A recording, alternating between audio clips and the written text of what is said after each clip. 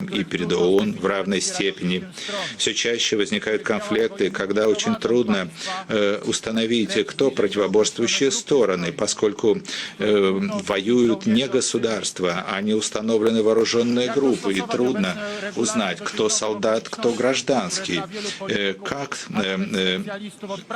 учесть эти новые обстоятельства, когда, по мнению многих политиков и специалистов международного права, эти явления не до конца изучены и не до конца проанализированы. К сожалению, веками продолжается одно и то же явление. В разных частях планеты в связи с разными конфликтами систематически ограничивается свобода совести и религии. Члены религиозных меньшинств, прежде всего христиане, подвержены преследованию.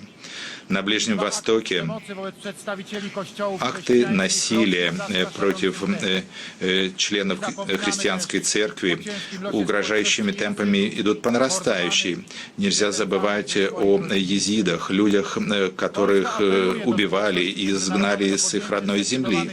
Польша призывает международное сообщество пойти на решительные шаги и защитить права религиозных меньшинств.